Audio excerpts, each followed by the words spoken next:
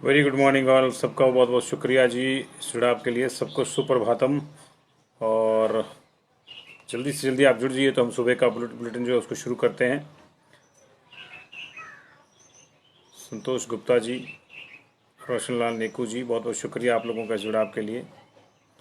हिना कपूर जी, नमस्ते। Good morning everybody.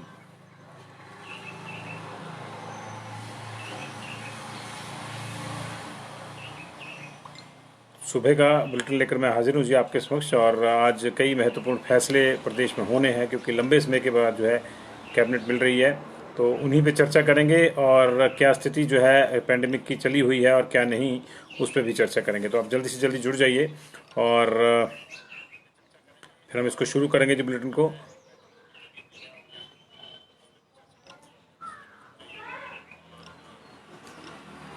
Virendra Kumar ji, बहुत बहुत शुक्रिया आप लोगों का। और कमल किशोर शर्मा जी, गुड मॉर्निंग।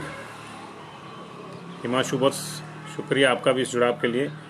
और आपसे एक रिक्वेस्ट है, विपिन कुमार जी नमस्ते, गुड मॉर्निंग। वेद प्रकाश जी नमस्ते। आपसे एक रिक्वेस्ट कि इसको शेयर भी कर दीजिए ताकि ये ज़्यादा से ज़्यादा लोगों तक पहुँचे और जो हमारी बात है, जो सूचना है, वो सब तक जो है ज़्यादा पहुँचे। तेलराम जी नमस्ते जी। और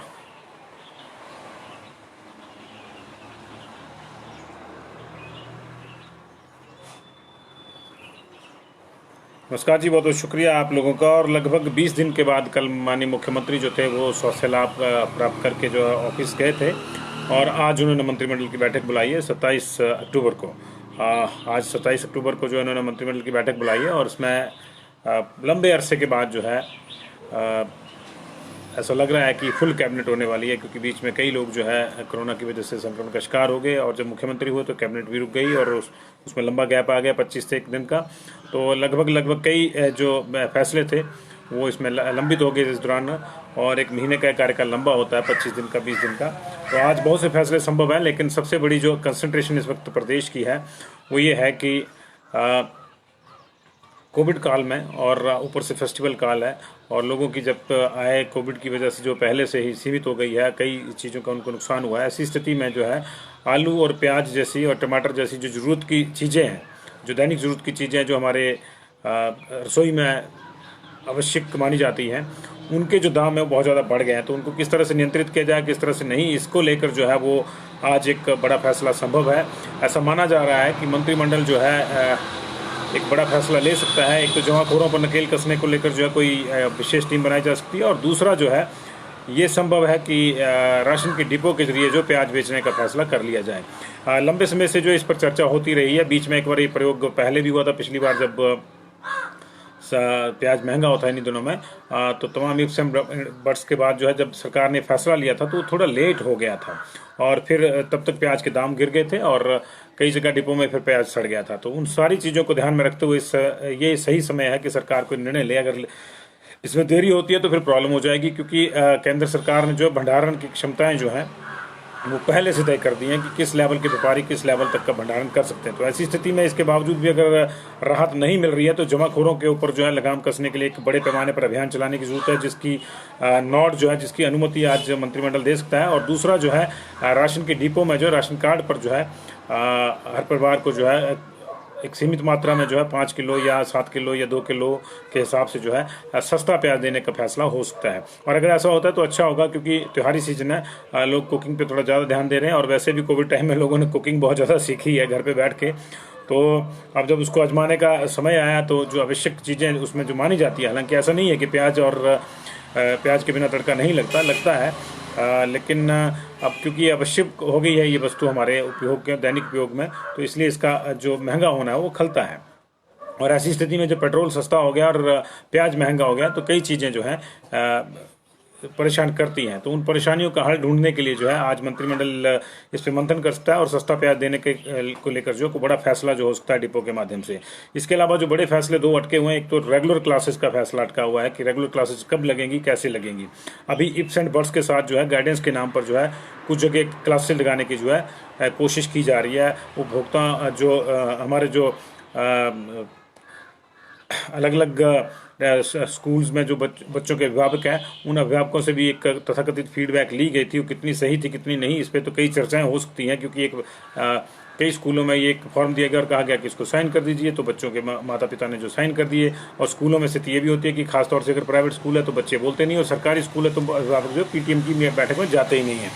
तो कितना सही कितना नहीं है, सरकार को फैसला लेना है। लेकिन जो उसके शर्तें आई थी, उन शर्तों को शायद तमाम जो सो कॉल्ड रिपोर्ट्स हैं उसके बावजूद जो है ये तय है कि उन शर्तों को जो अभिभावकों ने नहीं माना, और अभिभावकों में अभी भी चिंता है कि उनके बच्चों को लेकर जो है स्कूल में किस तरह के प्रबंध होंगे। तो अभी भी उस तरह से क्लासेस नहीं लग पाई हैं। तो आज कोई बड़ा फैसला हो सकता है कि 10वीं या 12वीं की लगानी है, या 9वीं 10वीं 11वीं 12वीं सबकी लगानी है, ये किस तरह से करना है क्या नहीं।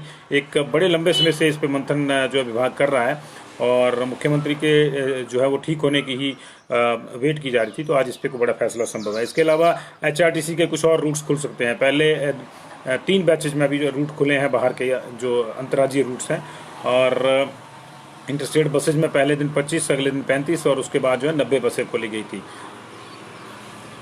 तो कुल मिला के 150 रूट जो है अभी तक खोले गए हैं, लेकिन अभी कुछ और रूट्स खोले जाने हैं, क्योंकि 280 के आसपास रूट्स जो हैं हमारे इंटरस्टेट में चलते हैं। कुछ दिल्ली के रूट्स हैं। दिल्ली सरकार अभी जो है इस मूड में नहीं है कि बाहर की बसेज को अलॉट किया जाए, इसलिए वो सिर्फ गुड़गांव हरियाणा के आसपास के जो डिपो हैं उनको छोड़कर बाकी जो स्टेट्स हैं उनकी बसेज को अलॉट नहीं कर रही है। तो इसलिए हमारी जो बसेज हैं अभी तक अम्बाला तक जा रही हैं। जो दिल्ली के रूट्स हैं वो अम्बाला तक हैं, या फिर चंडीगढ़ तक है। चंडीगढ़ में सस्पेंड हो रहे हैं जाके।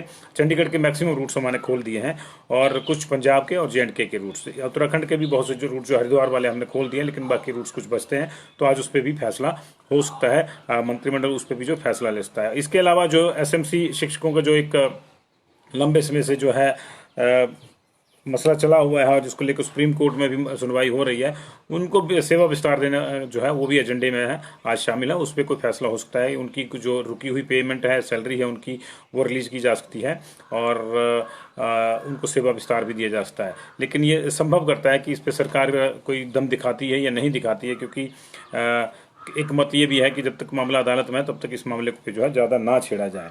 और इसके अलावा जो है फर्स्ट ईयर और सेकंड ईयर कॉलेजेस के जो एकेडमिक वाले सेशंस हैं, एक तो प्रोफेशनल है, प्रोफेशनल के एग्ज़ाम्स हुए भी हैं और कुछ के हो रहे हैं, और प्रोफेशनल की दिक्कतें कुछ लग रहती हैं। लेकिन जो अकादमिक हैं, जैसे बीए है, बीएससी है, इस तरह के जो कोर्सेज हैं या बीकॉम है, इन कोर्सेज के फर्स्ट और सेकंड ईयर के छात्रों को प्रमोट करने के लिए जो यूनिवर्सिटी पहले जो है कह चुकी है, और लंबे समय से ये फैसला भी अटका हुआ है। और एक महीना इसमें डिले इसलिए हो गया क्योंकि मुख्यमंत्री के जो है संक्रमित हो जाने के कारण जो है कैबिनेट की बैठक नहीं हो सकी है। तो ये जो है आज इस पे भी कोई फैसला हो सकता है कि फर्स्ट ईयर और सेकंड ईयर के जो छात्र हैं उनको बिना परीक्षा के प्रमोट करना है या नहीं करना है, क्योंकि यूनिवर्सिटी तो कह चुकी है हम परीक्षा नहीं ले सकते और परीक्षा लेने का समय नहीं है, उनको प्रमोट कर दीजिए। तो अगर उनको प्रमोट करना है तो निश्चित तौर से यूनिवर्सिटी ने उसका एक खाका भी तैयार किया होगा कि किस लिहाज से उनको जो है वो पूरा खाका यूनिवर्सिटी बता चुकी है कि अगर किसी को ग्रीवेंसेस भी होंगे तो उसको टाइम दिया जाएगा अपने ग्रीवेंसेस को मीट आउट करने के लिए, क्योंकि जो पुरानी परफॉर्मेंस है उसके आधार पर ही जो बच्चों को जो है मार्क्स दिए जाएंगे। तो ये फैसला जो है असंभव हो सकता है। ये बड़े बड़े फैसले हैं, और 2555 एसएमसी शिक्षक हैं, उनके सेवा विस्तार की मैंने कहा कि उनको हो सकता है, और जनवरी से उनकी जो पे है रुकी हुई है तो वो भी उनको जो है देने की बात हो सकती है। इसके अलावा मुख्यमंत्री ने एक बड़ा फैसला कर लिया है कि जो आइसोलेट हैं घरों में लोग, अभी 90% लोग जो है आइसोलेट हैं घरों में। हमारे पास 2517 केस एक्टिव हैं इस वक्त, और इसमें से जो है लगभग 2000 केसेज जो होम आइसोलेशन में है हमारे पास, और 90% जो अब संक्रमण के मामले आ रहे हैं उनको होम आइसोलेट करें। तो मुख्यमंत्री ने कहा है कि होम आइसोलेशन में भी डॉक्टर्स जाके चेक करेंगे। तो ये एक अच्छा फैसला है। इसे भी जो है आज हो सकता है मंत्रिमंडल में भी इसको आधिकारिक रूप से इसको नोट दे दी जाए।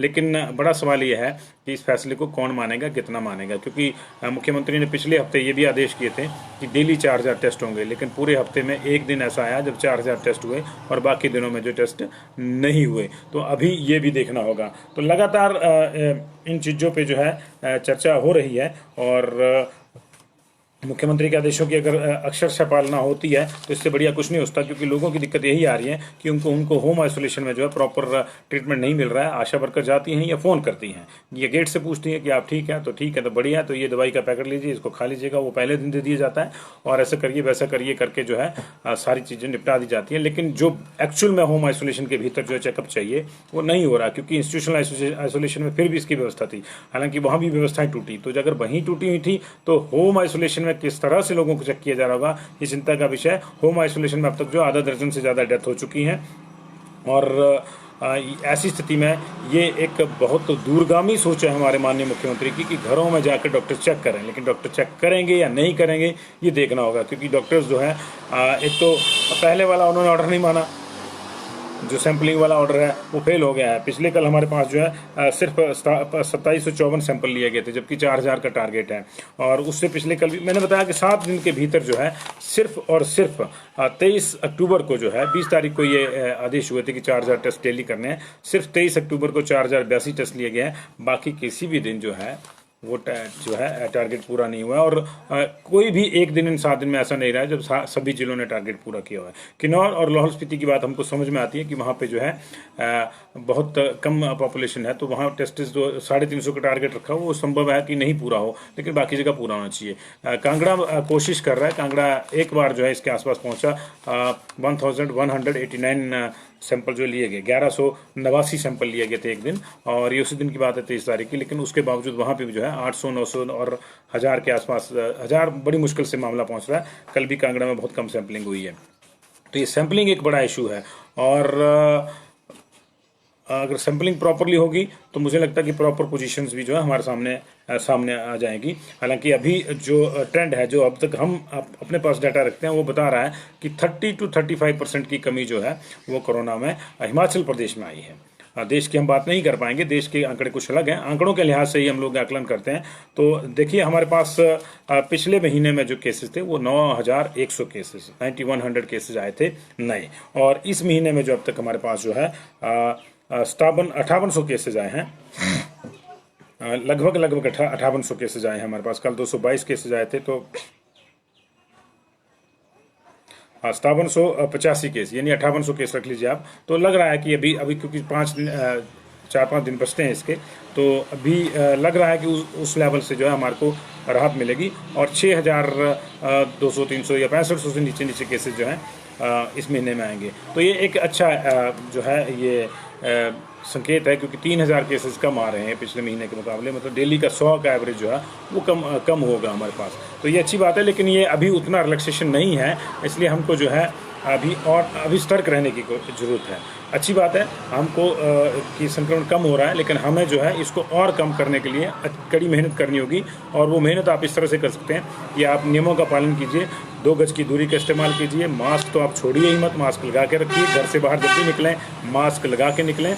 और इसके अलावा जो है 2 गज की दूरी और हाथ धोते रहिए समय समय पर, तो इससे जो है कई चीज़ों का जो है हल निकलेगा और ये संक्रमण और कम हो जाएगा। अभी ख़ास तौर से जो है कांगड़ा, मंडी और कुल्लू, ये 3 जिले जो हैं ये संक्रमण का बड़े पैमाने पर शिकार हैं।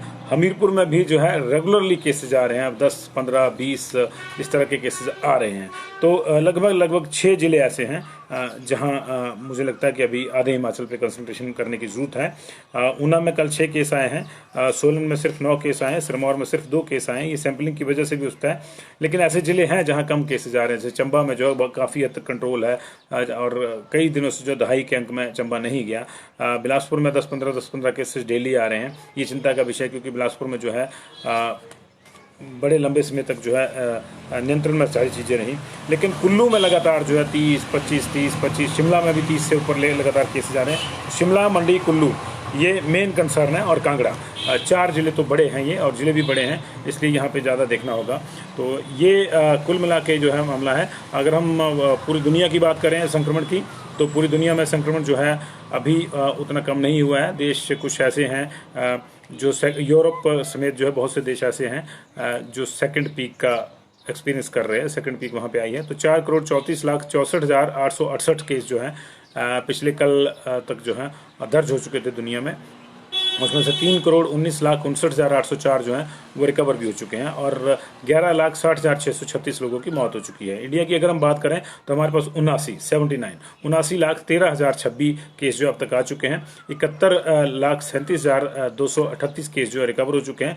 1,19,000 जो है हमारे पास मौतें हो चुकी है। 1,19,081 तो ये हालांकि अच्छी बात एक रही है कि 3.5 माह में यानी लगभग 110 दिन के बाद जो है हमारे पास जो है पहली बार कल ऐसा मौका आया, जब दूसरी बार ऐसा मौका आया पिछले 3.5 महीने के में जब हमारे पास 500 से कम डेथ हुई है। कल जो है 24 घंटे पिछले 24 घंटे के भीतर 480 लोगों की डेथ हुई है और इससे पहले ऐसा 10 जुलाई को हुआ था जब 475 लोगों की डेथ हुई थी। अदरवाइज 500 से ऊपर डेथ जो है डेली हो रही थी। इसी तरह संक्रमण भी जो है महीने में दूसरी बार जो है 50,000 से कम केसेज आए हैं हमारे पास। और अब इसकी वजह क्या है क्या नहीं है, सैम्पलिंग कम हो गई है, ये भी देखना होगा क्योंकि सारे एंगल हमारे को देखने होंगे तभी किसी विशेष नतीजे पे पहुंचा जा सकता है। लेकिन इसी महीने में जो है ये ऐसा दूसरी बार हुआ है कि 50,000 से कम केसेज आए हैं।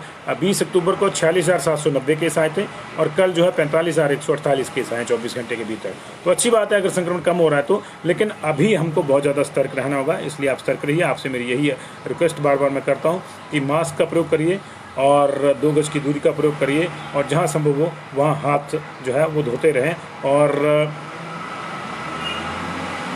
ये बहुत से रिएक्शन लोगों के आ रहे हैं प्याज की कीमतों को लेकर, बाकी चीज़ों को लेकर। तो चलिए सारी चीज़ें जो है देखनी भी जरूरी हैं। और ये कुछ मामले थे सुबह के जिन पे बहुत ज़्यादा कंसंट्रेशन की जरूरत थी। तो आज देखिए मंत्रिमंडल क्या फैसला लेता है क्या नहीं लेता है। तो स्कूलों का फैसला मेन है, कुछ बसेस खोली जा सकती हैं। इसके अलावा सरकार को कुछ कर्ज भी लेना है, उस पर भी फैसला होगा। और 319 टीजीटी रेगुलर कर दिए गए हैं, 364 लेक्चरर को भी रेगुलर किया है। ये भी एक बड़ी खबर है जिस पे कंसंट्रेशन है अभी। और रेगुलर क्लासेस स्कूलों में लगेंगी नहीं लगेंगी इसका भी फैसला जो है आज मंत्रिमंडल आधिकारिक तौर पर कर सकता है। लेकिन सबसे बड़ा कंसंट्रेशन यही कि लोगों को सस्ता प्याज जो है त्योहारी सीजन में किस तरह से मिलेगा किस तरह से नहीं, इसको लेकर मंत्रिमंडल मंथन कर रहा है। देखिए मंथन में क्या लगता है। 10 बजे के बाद जो है मीटिंग शुरू होगी, संभवतः ये 2:30-3 बजे तक चलेगी। हमारी इस पर नज़र रहेगी पल पल पर और जो भी डेवलपमेंट्स होगी हम आपको उसको अपडेट करेंगे। आप जुड़े रहिए और समय पर और सबसे पहले और सारगर्भित सूचना के लिए जो है आप पंजाब केसरी से जुड़े रहिए। हमारे पेज को लाइक कर दीजिए। ये जो अभी हमने आपको इन्फॉर्मेशन दी आपके कुछ दोस्तों से हो सकता है छूट गई हो तो इसलिए जी उसको भी शेयर कर दीजिए। राजेश जी कह रहे हैं, राजेश राय जी की रैंडम सैम्पलिंग नहीं हो रही है। बिल्कुल ठीक कह रहे हैं आप, रैंडम सैम्पलिंग होनी चाहिए। अगर राजेश जी जो कोटा तय किया है 4,000 टेस्ट का डेली का, अगर वो पूरा किया जाए तो रैंडम सैम्पलिंग अपने आप में हो जाएगी। लेकिन अभी जो है अश्विनी जी कह रहे हैं कि कॉन्टैक्ट ट्रेसिंग भी नाम मात्र की हो रही है। तो वही समस्या है कि अभी जिसको दिक्कत आ रही है, जिसमें सिम्टम आ रहे हैं, उसका टेस्ट हो रहा है और फिर उसके जो आगे प्राइमरी कॉन्टैक्ट्स हैं उनको देखा जा रहा है, जो फैमिली कॉन्टैक्ट है। जिंदर जी बिल्कुल आप सही, आपका बहुत बढ़िया सवाल है। एक बार पॉजिटिव होने के बाद दोबारा पॉजिटिव हो सकते हैं। ये कोई इसमें कोई सेट फॉर्मेट नहीं है कि अगर कोई एक बार पॉजिटिव होने के बाद नेगेटिव हो गया तो फिर वो उसको कभी कोरोना नहीं होगा। ये संक्रमण का मामला है। मान लीजिए कि कोई आज जो है नेगेटिव हुआ है और अगले कल फिर किसी व्यक्ति के संपर्क में आ जाता है जिसको जो है हाई लोड है, वायरल लोड है, तो वो फिर से संक्रमण के चांसेस हो जाते हैं। तो ये जो है ये इन चीज़ों को जो है देखना होगा और ध्यान रखना होगा। इसके लिए कोई भी कभी भी दोबारा से भी और कितनी भी बार संक्रमित हो सकता है। और ख्याल रखिएगा दूसरी बार अगर कोई संक्रमित हो रहा है तो उसकी जान को ज़्यादा खतरा है, ऐसे जो है शोध कहते हैं, क्योंकि उसमें फिर ज़्यादा प्रॉब्लम्स आ जाती हैं। पहला जो संक्रमण है वो व्यक्ति में जो है कई साइड इफेक्ट्स छोड़ देता है। जी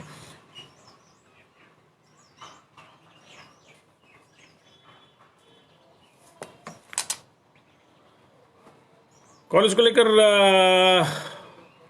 जो अभी फैसला है वो अभी यूनिवर्सिटी ने करना है। यूजीसी ने जो है नवंबर के फर्स्ट वीक के बाद जो है चरणबद्ध ढंग से कॉलेजेस को खोलने के लिए ऑलरेडी जो है निर्देश दे रखे हैं। उन निर्देशों पे कितना काम हो रहा है कितना नहीं, ये देखना होगा, तो उसकी चर्चा भी करेंगे।